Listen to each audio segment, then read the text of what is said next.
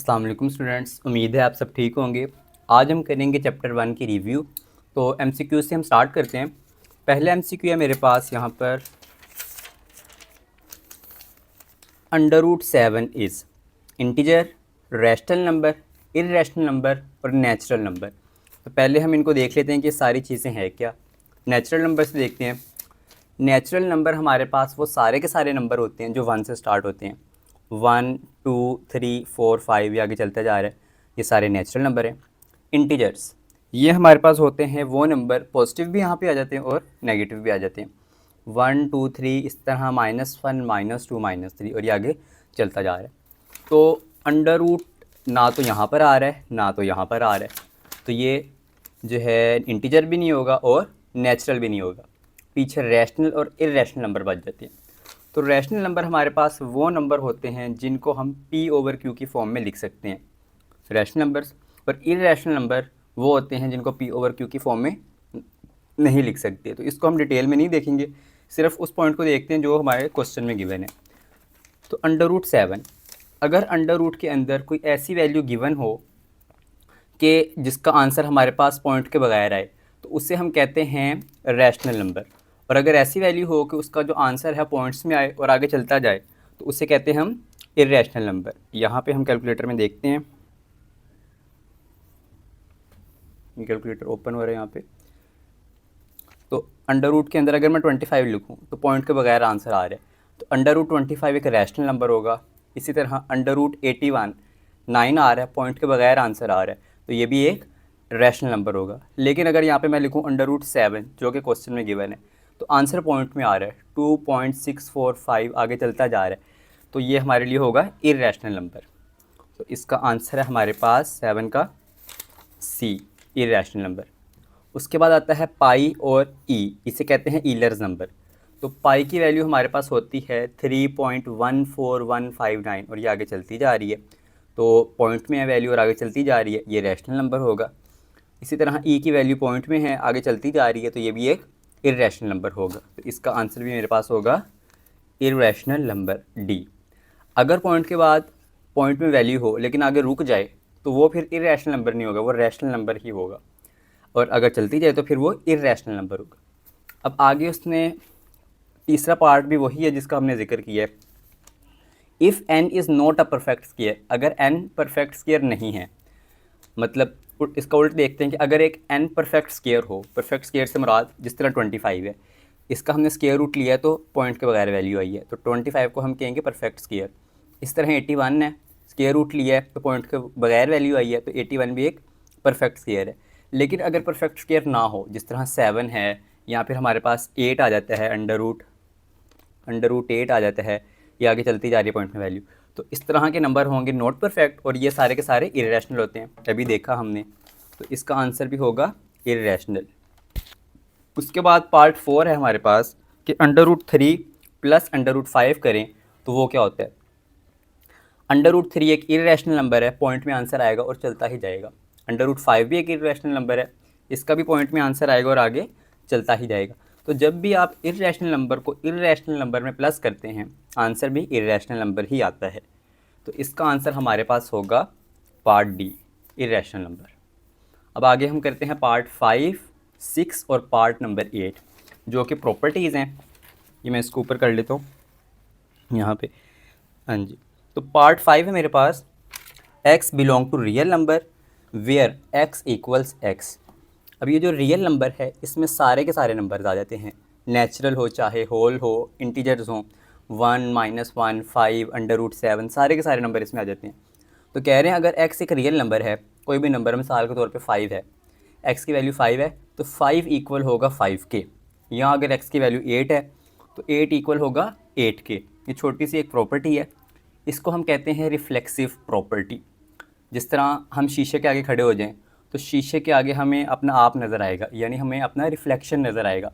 इसी तरह जब x जो है इक्वल के आगे खड़ा हो गया तो x को अपना आप ही नज़र आ रहा है, अपना रिफ्लेक्शन नज़र आ रहा है या फिर अपनी रिफ्लेक्सिव प्रॉपर्टी उसको नज़र आ रही है। तो इसका आंसर है रिफ्लेक्सिव प्रॉपर्टी, जो कि है आंसर नंबर, ये पार्ट ए है, ऑप्शन ए। उसके बाद आता है पार्ट 6 इसका, अगर a छोटा है b से और b छोटा है c से, तो फिर a छोटा होगा c से। एग्जाम्पल देखते हैं। सॉरी, अगर a बड़ा है b से, मतलब कि a की वैल्यू हम रख देते हैं 8 बड़ा है 6 से, और b को हमने 6 का है ना, तो यहाँ पे 6 बड़ा होगा c से, c को हम कह देते हैं 3, तो फिर लाजमी तौर पे 8 जो है वो बड़ा होगा 3 से। अगर 8 6 से बड़ा है और 6 3 से बड़ा है तो 8 बड़ा होगा 3 से। इसे हम कहते हैं ट्रांजिटिव प्रॉपर्टी। अब ये देखें, एडिटिव तो यहाँ पे कुछ भी प्लस नहीं हो रहा, ये तो ख़त्म होगी चॉइस, और यहाँ पे कुछ मल्टीप्लाई भी नहीं हो रहा, मल्टीप्लिकेटिव वाली भी चॉइस ख़त्म होगी। दो रह गई हैं, ट्राइकोटोमी और ट्रांजिटिव। तो ये प्रॉपर्टी हमारे पास ट्रांजिटिव। ट्राइकोटोमी प्रॉपर्टी भी हमने पिछली एक्सरसाइज में देखी थी कि क्या होती है। अब चलते हैं इसके नेक्स्ट पार्ट की तरफ, पार्ट 8 की तरफ, जो कि हमारे पास लेट ए, यहाँ से देखते हैं, ए अगर बी की इक्वल है तो फिर बी भी इक्वल होगा ए के। अगर ए हम कह दें ए की वैल्यू है 5 और वो इक्वल है बी के, मतलब कि बी की वैल्यू भी 5 है, तो अगर ए इक्वल है बी के फिर 5 इक्वल 5, तो बी भी इक्वल होगा ए के। बी में पहले लिख दूँ, ए बाद में लिख दूँ, कोई फ़र्क नहीं पड़ता। ये भी थोड़ा बहुत इससे मिलती जुलती है रिफ्लेक्सिव प्रॉपर्टी से, लेकिन ये थोड़ा सा इसमें फ़र्क है, ए और बी अलग-अलग है। तो इसको हम कह देंगे सिमेट्रिक प्रॉपर्टी। क्या कहेंगे इसको? सिमेट्रिक प्रॉपर्टी, ये वाली जो ऑप्शन इसका बी है। तो अब हम चलते हैं इसके अगले पार्ट्स की तरफ। पार्ट 7 है इसका। क्वेश्चन हमारे पास है 2 की पावर x इक्वल 8 की power x is equal to 64। हमने फाइंड करना है x। तो यहाँ से देखते हैं इसको, 2 की पावर x है, मल्टीप्लाई हो रहा है 8 की पावर x से, दोनों की पावर सेम है यानी कि x है, तो पावर हमने कॉमन ले ली, अंदर रह गया 2 मल्टीप्लाई बाय 8। अब इनको मल्टीप्लाई कराएंगे तो आ जाएगा 16। ये है 16 की पावर x और ये है 64। हम क्या करेंगे, 16 का भी एलसीएम ले लेंगे और 64 का भी एलसीएम ले लेंगे। तो 64 का एलसीएम लिया तो मेरे पास ये आ गया, मतलब 2 की पावर आ गई 1 2 3 4 5 6, 2 की पावर 6 आ गई। और यहाँ से 16 का एलसीएम भी देख लेते हैं। ये 16 का एलसीएम है 1 2 3 4, 2 की पावर आ गई 4 और x पहले से मौजूद था। अब ये देखें, ये भी 2 है और ये भी 2 है, इनकी जो बेसिस हैं वो सेम है, तो हम क्या करेंगे, इसको इक्वल कर देंगे इसके। एज बेसिस आर सेम, चूँकि बेसिस सेम है तो फिर 4x इक्वल होगा 6 के, और यहाँ से हम x की वैल्यू निकाल लेंगे। 4 इधर मल्टीप्लाई हो रहा है, इधर आके डिवाइड हो जाएगा, फिर इनके बाद इनकी कटिंग होगी, 2 2 4 2 3 6, तो आंसर आ जाएगा 3/2। इसका आंसर है। इसको आपने बुक में करना है करेक्ट, क्योंकि ये जो है ना बुक में इसके पीछे गलत दिया हुआ है। अब आते हैं इसके लास्ट पार्ट की तरफ, बल्कि अभी सेकंड लास्ट पार्ट की तरफ। पार्ट इसका 9 है। √75 प्लस √25 इक्वल होगा, ये हमने सॉल्व करना है। तो √75 का एलसीएम लें तो हमारे पास आता है 3 × 5 × 5, और √27 का एलसीएम आता है 3 × 3 × 3। यहाँ पे मैंने 2 5 थे, उसको एक बार लिखा और उसका लिख दिया स्क्वायर। यहाँ पे 2 बार, वैसे तो 3 बार थे, लेकिन मैंने 2 3 को इकट्ठे किया और उसका लिख दिया स्क्वायर। अब 2 को मैंने इसलिए किया क्योंकि ये स्क्वायर रूट है, यहाँ पे 2 होता है, मतलब अगर कुछ भी ना हो, और ये स्क्वायर है, तो इसलिए मैंने 2 को ही कलेक्ट किया है ताकि मैं इसको बाहर निकाल सकूँ। अब ये देखें, 5 के ऊपर स्क्वायर है ना, तो 5 बाहर आ जाएगा और ऊपर से स्क्वायर ख़त्म हो जाएगा। इसी तरह ये 3 का स्क्वायर है, 3 बाहर आ जाएगा, ऊपर से स्क्वायर ख़त्म हो जाएगा, तो ये बन जाएगा 5/√3 और ये बन जाएगा 3/√3। अब ये दोनों सेम है, ये भी √3 है और ये भी √3, इनको हम ऐड कर सकते हैं। तो इनको ऐड किस तरह करेंगे, ये 5 है और ये 3 है, 5 + 3 होता है 8, और साथ जो है √3 आ जाएगा। इनको हम प्लस नहीं कर सकते थे क्योंकि ये √75 अलग वैल्यू है और √27 अलग वैल्यू, ये सेम वैल्यू √3 और √3। अब चलते हैं इसके आखिरी पार्ट पे। पार्ट 10 है 3 + √5 × 3 - √5। हमने बताना है कि ये रैशनल है या फिर इर्रेशनल है। देखने से तो इर्रेशनल लग रहा है क्योंकि यहाँ पे स्क्वायर रूट आया हुआ है और अंदर है 5, इसका आंसर पॉइंट्स में आता है, लेकिन इसको हम पहले सोल्व करेंगे फिर चेक करेंगे। तो 3 + √5 3 - √5, ये फॉर्मूला बन रहा है a + b × a - b, जो कि इक्वल होता है a² - b² के। तो पहली वैल्यू का स्क्वायर माइनस दूसरी वैल्यू का स्क्वायर, 3 का स्क्वायर 9 होता है, माइनस किया और ये स्क्वायर रूट से कैंसिल, यहाँ पे बच गया 5, 9 - 5 होता है 4, 4 एक रैशनल नंबर है। अच्छा तो स्टूडेंट्स, अब हम करेंगे क्वेश्चन नंबर 2। जिसमें हमने प्रॉपर्टी को प्रूव करना है। यहाँ पे देखें ये प्रॉपर्टी दी हुई है कि a into B plus C equal होता है ए बी प्लस ए सी के। तो ये थी हमारे पास डिस्ट्रीब्यूटिव प्रॉपर्टी, इसको हमने देखा था। तो ये मैंने प्रॉपर्टी यहाँ पे लिखी है। पहले इसकी लेफ्ट हैंड साइड यहाँ पे लिखेंगे, इसको प्रूफ करेंगे, इसको सॉल्व करेंगे, फिर राइट हैंड साइड को सॉल्व करेंगे और एंड पे आंसर हम मैच करेंगे। तो यहाँ पे जब मैंने ये वैल्यू लिखी है तो अब मैं ए बी और सी की वैल्यूज़ को पुट कर दूंगा। ए की जगह आ जाएगा 3/2, बी की जगह आ जाएगा 5/3, इसी तरह सी की जगह 7/5। अब इनको करना है प्लस। तो प्लस करने के लिए ज़रूरी होता है कि जो डिनोमिनेटर में वैल्यूज़ हैं, जो नीचे वाली वैल्यूज़ हैं, वो इक्वल होनी चाहिए। तो ये जो 3 है इसको हम क्या करेंगे कि 5 से मल्टीप्लाई करवा देंगे। इसी तरह इस 5 को हम मल्टीप्लाई करवा देंगे 3 से। 3 5 ज़ा 15 होता है और 5 3 ज़ा 15। देखिए नीचे वाली वैल्यूज़ होगी हमारे पास सेम। तो सेम कर दी। उसके बाद हम क्या करेंगे कि इसको एक बार लिख देंगे यहाँ पे, ये आपको नज़र आ रहा होगा, हाँ यहाँ पे। तो इसको हमने यहाँ पे लिख दिया एक बार 15 को, और ऊपर वाले जो दोनों वैल्यूज़ हैं उनको हम कर देंगे plus.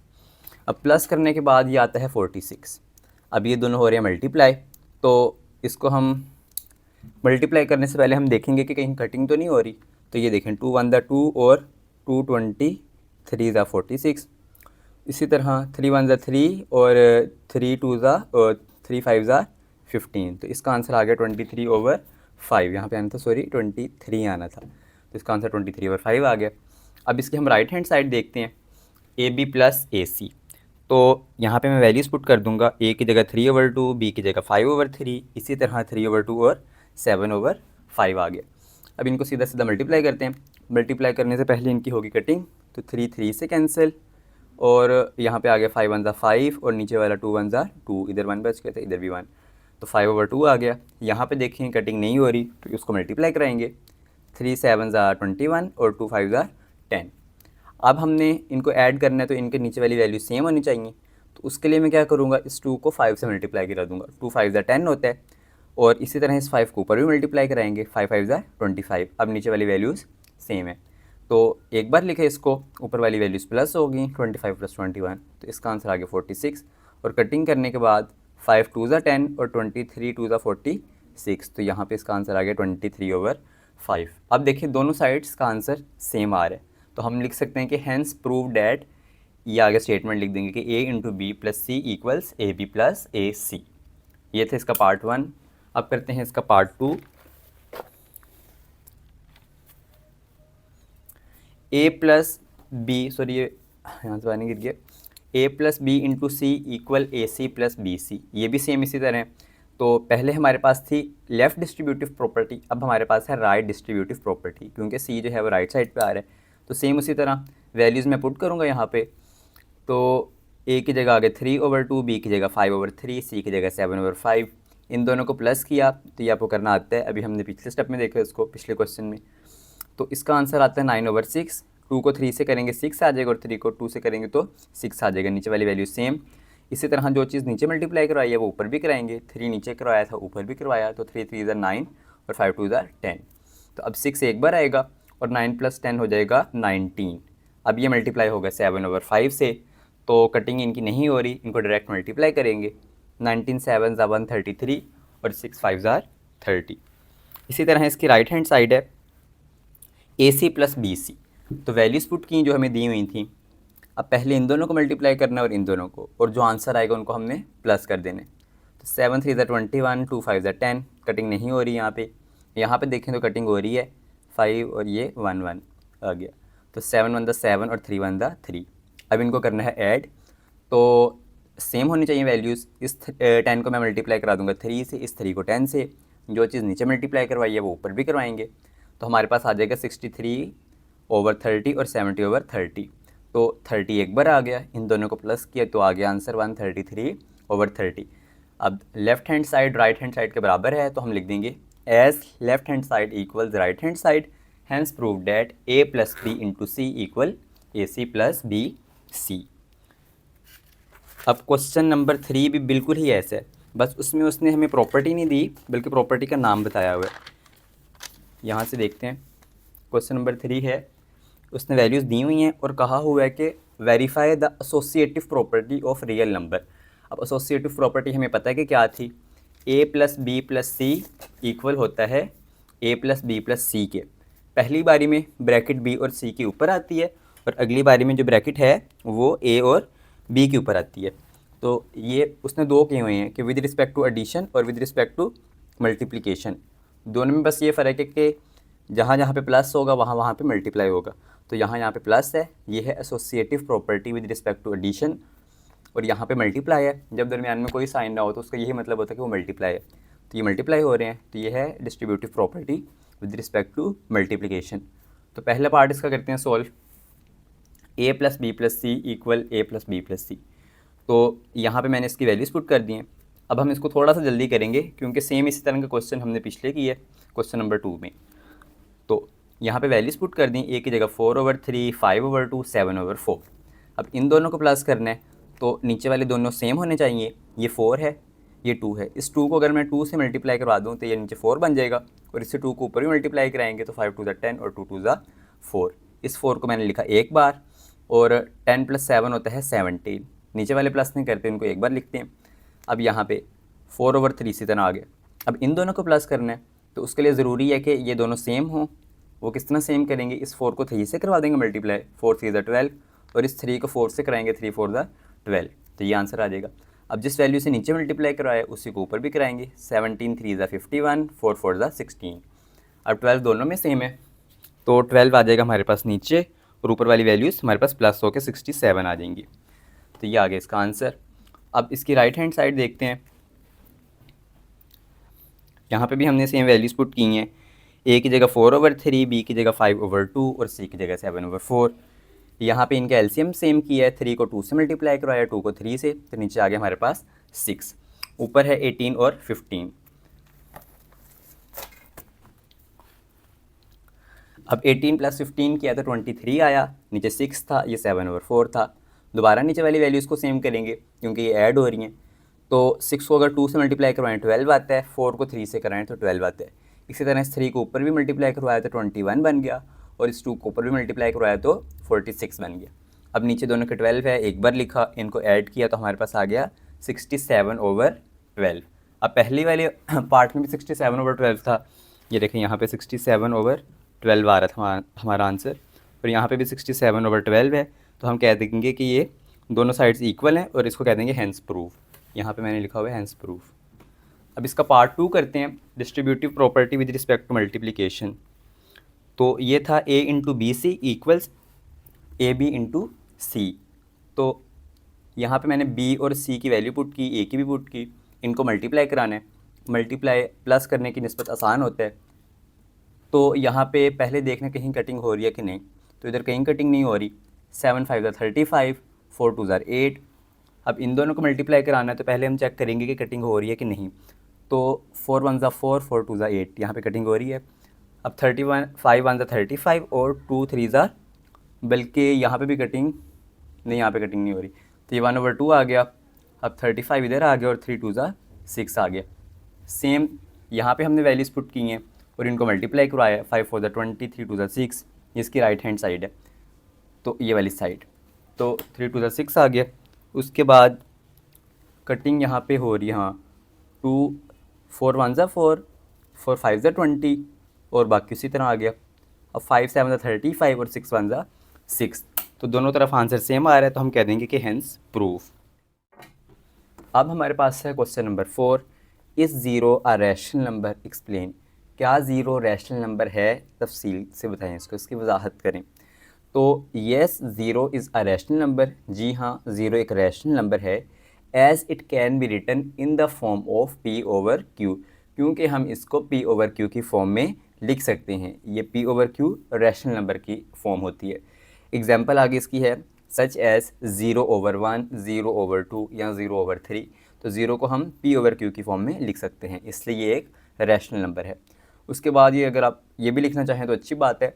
Also it satisfies all property of rational number, ये रैशनल नंबर की तमाम प्रॉपर्टीज़ को सेटिस्फाई करता है, चाहे वो हमारे पास क्लोजर प्रॉपर्टी हो, एसोसिएटिव प्रॉपर्टी हो, कोई भी प्रॉपर्टी हो, ज़ीरो उस पर पूरा उतरता है। उसके बाद है state trichotomy property. Trichotomy property हमने बताना है कि क्या होती है। छोटी सी प्रॉपर्टी है, for all A, B belongs to real number, अगर हमारे पास A या B कोई भी दो रियल नंबर हैं रियल नंबर हमने देखा कि सारे के सारे नंबर इसमें आ जाते हैं, चाहे वो नेचुरल हों, होल हों, इंटीजर्स हों, पी ओवर क्यू की फॉर्म में हो, कोई भी नंबर हो वो सारे रियल नंबर होते हैं। तो अगर ए या बी रियल नंबर हैं तो या तो इन तीनों में से वो किसी एक प्रॉपर्टी को पूरा करेंगे, या तो ए छोटा होगा बी से, या ए बराबर होगा बी से, या ए बड़ा होगा बी के। तो इसको देखते हैं, अगर मैं कोई भी दो नंबर लूँ, सपोज़ मैंने लिया है 2 और 5, अब ये यहाँ पे पूरा उतर रहा है, 2 छोटा है 5 से। अच्छा, अगर मैं लूँ 7 और 1, तो अब ये यहाँ पे पूरा उतर रहा है, 7 बड़ा है 1 से। इस तरह अगर मैं -1 और -1 लूँ तो वो यहाँ पे पूरा उतर रहा है कि दोनों इक्वल हैं। तो ये जाहिर सी बात है, कोई भी आप नंबर लें या तो छोटा होगा, या तो बड़ा होगा, या तो बराबर होगा।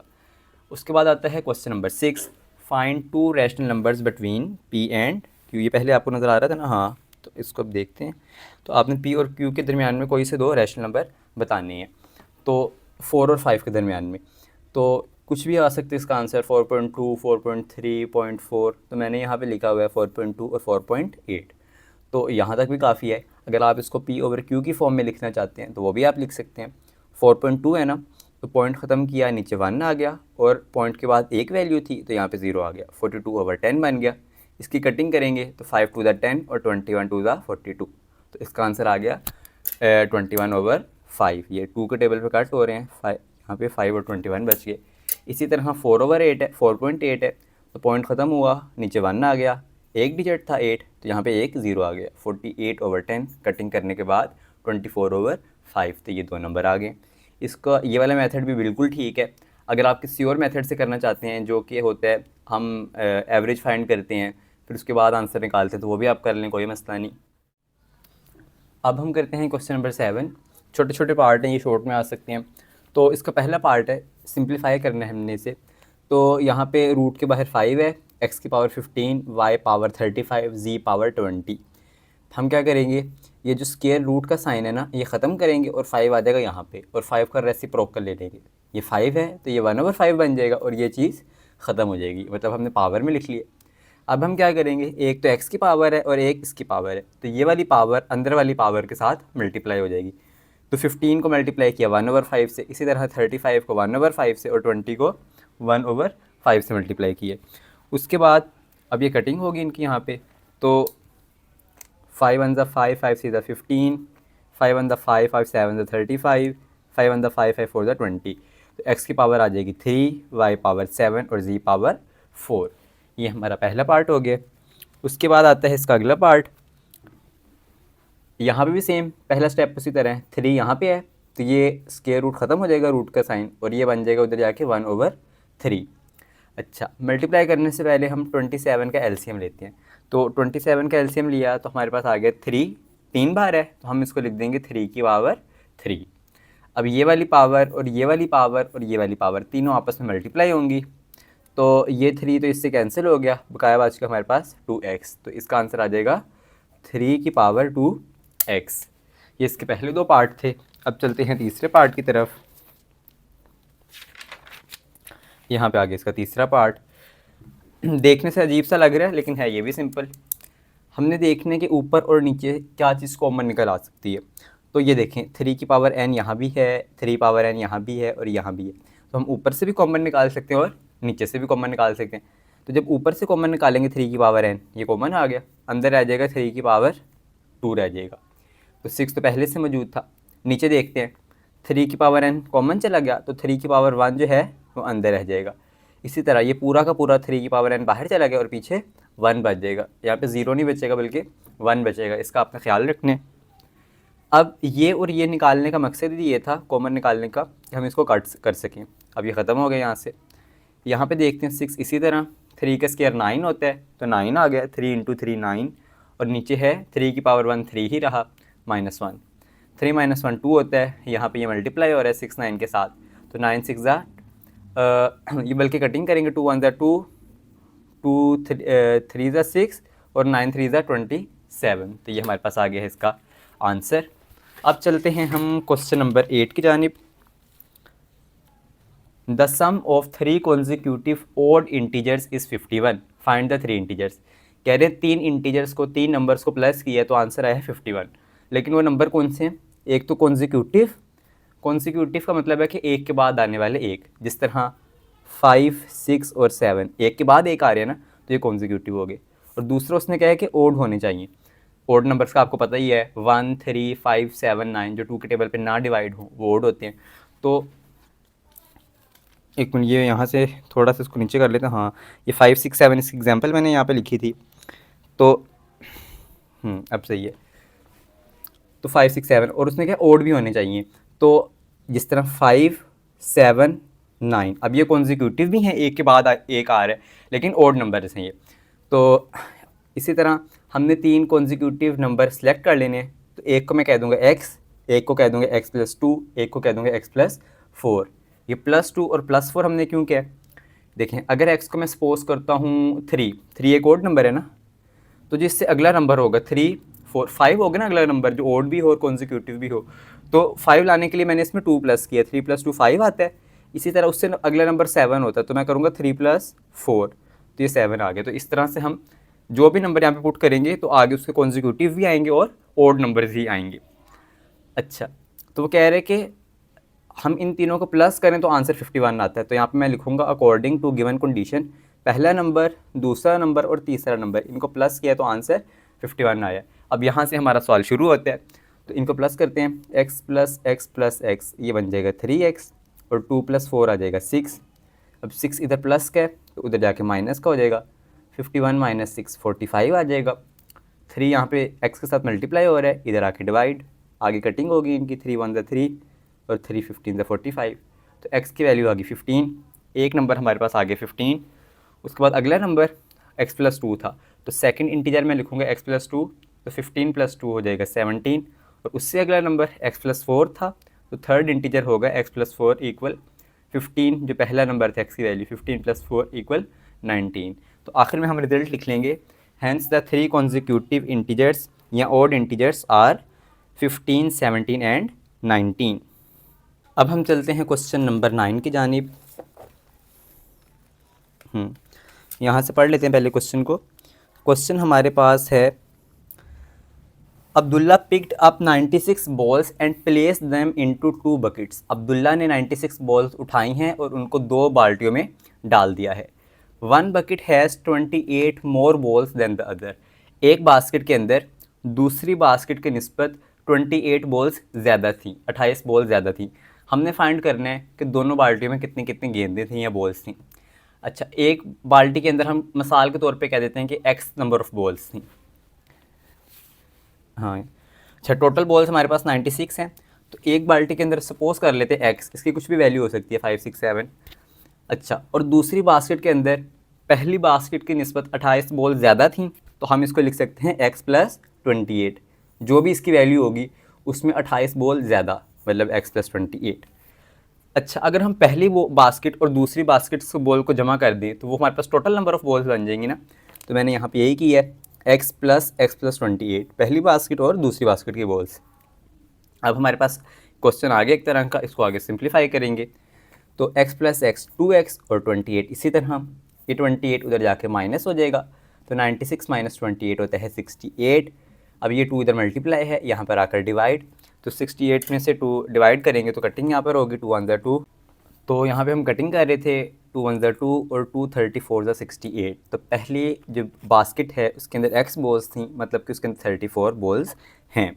और दूसरी बास्केट के अंदर x + 28 बॉल्स थी, तो x के अंदर 34 पुट कर देंगे, 34 + 28 तो 62 आ जाएगा। पहली बास्केट के अंदर 34 और दूसरी बास्केट के अंदर 62 आ जाएगा। अब आते हैं आखिरी क्वेश्चन की तरफ। ये सूद के मुतालिक क्वेश्चन है, तो इसको डिटेल में हम नहीं समझेंगे, बस जो क्वेश्चन के रिलेटेड चीज़ें हैं वो देखेंगे। ये एक लड़की है सलमा, उसने बैंक से लोन लिया है और जो है पहले, अब ये इतना उसने जो है ना इन्वेस्ट किया है, लोन नहीं लिया सॉरी, इन्वेस्ट किया उसने। पहले उसने किया है 3,50,000 और उसके ऊपर जो रेट है ना सूद का, सूद उस पर लगा है तो 7.71/4% पर एनम, मतलब हर साल के लिहाज से। अच्छा, 2 साल बाद जो उसका रेट है चेंज हो गया है। 2 साल पहले उसका रेट ये वाला था, ये आपको नज़र आ रहा होगा, हाँ, और 2 साल बाद उसका जो रेट है वो है 8%। हमने फाइंड करना है कि 7 सालों के बाद उसको कितना सूद मिलेगा। पहले इसका फॉर्मूला देख लेते हैं। फॉर्मूला है, हम आई फाइंड कर रहे हैं ना, इंटरेस्ट सूद, तो उसका फॉर्मूला होता है I = P × R × T/100। P का मतलब प्रिंसिपल अमाउंट जो टोटल ये पी है, आर का मतलब रेट है और टी का मतलब है टाइम। अब इस सवाल के ना दो हिस्से हो जाएंगे क्योंकि अलग अलग टाइम ड्यूरेशन है ना, पहले 2 साल का अलग और बकाया सालों का अलग। रेट देखते हैं, रेट उसने हमें बताया हुआ है 7/1/4।